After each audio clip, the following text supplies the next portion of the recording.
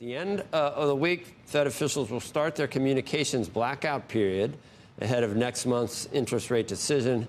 Joining us now, former Boston Fed President Eric Rosengren. He's now a visiting scholar with MIT's Golub Center. Eric, it's good to see you. Let's just focus on what you just heard from San Francisco Fed President Daly. She seems to be saying that this very difficult line that the Fed is trying to follow, that they're being successful, that inflation seems like it's headed in the right direction, the price stability component of the dual mandate, and labor market is doing pretty well too. So that's such a difficult needle to thread. Do you think the Fed is on the right track, or are there trouble signs? I think the Fed is on the right track right now. As you just pointed out, inflation has come down, and while core PCE inflation's at 2.7%, that's still higher than the 2% inflation target. As a result of oil prices being a bit soft, we have a total PCE number that's 2.2%. So that's pretty close to the 2% inflation target. And the unemployment rate is 4.1%. The committee, when it met in September, thought we would end the year at 4.4%. So the labor market already is doing better than the Fed expected at the last meeting. So I think it's well set up for a 25 basis point cut at each of the next two meetings.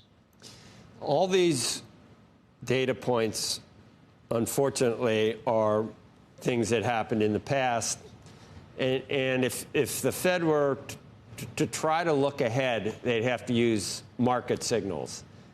And that's where I think maybe there's at least some eyebrows being raised about how, whether 50 basis points was necessary and whether we get another 125 or whatever it is. And I'm talking about the 10-year.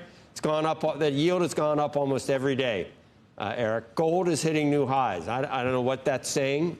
We are running a pretty large deficit again, and we've got very high total debt. Stock market was down yesterday, but it's, within a hair of an all-time high across the board in all of the assets. And you've got, forecasts for GDP up at like 3%. What is the reason? How do we know that things aren't hotter than they should be to be cutting rates?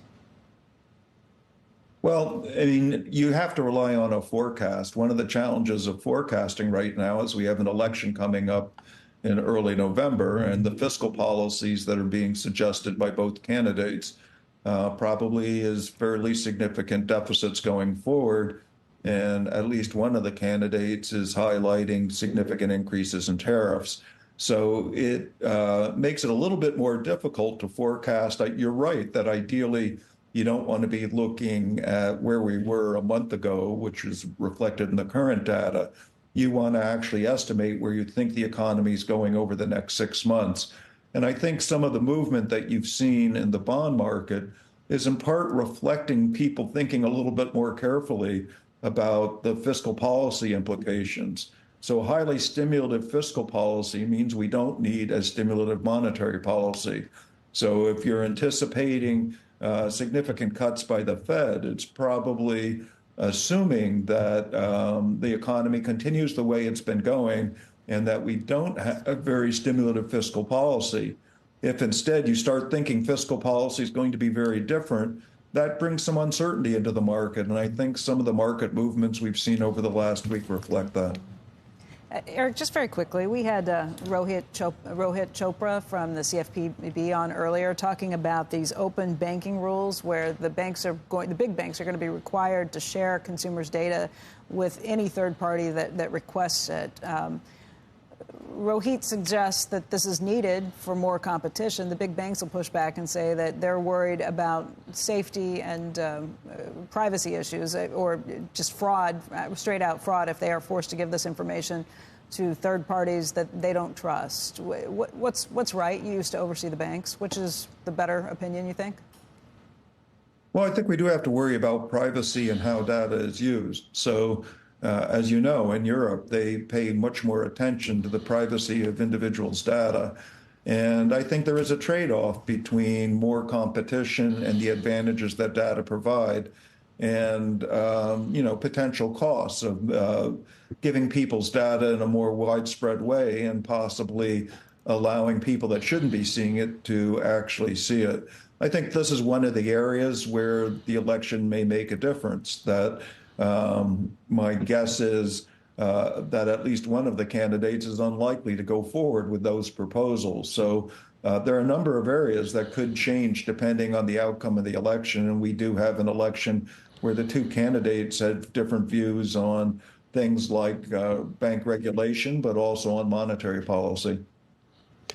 Yeah, I guess I was just saying, if you were just historically to tell someone, wow, the stock market's been ripping and the economy's ripping and, gold is up and we're cutting rates after what was very difficult, to get back to normalcy at 500 basis points. That was hard work to get there. And here we are. For what reason? At 4% unemployment. For what reason? Why, instead of price stability, why focus on 4% unemployment at the dual mandate? So I think it's a combination of both. But right now, the Fed funds rate is trading between 4.75% and 5%. So if you think inflation is currently, let's use the 2.5%, that's very tight policy by historical standards.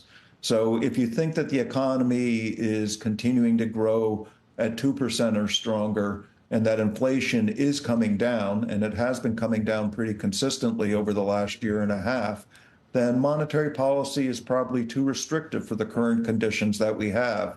That doesn't mean that we're going to get down as low as maybe 3.25% and 3.5% very quickly if we end up having an economy that's stronger than people are anticipating, either because of inherent growth in the economy or because fiscal policy ends up being more stimulative. So I think it's pretty clear what the Fed funds path is likely to be over the next couple of months. I think forecasting out through next year becomes more problematic until we have a better sense of what the candidates are saying actually comes true.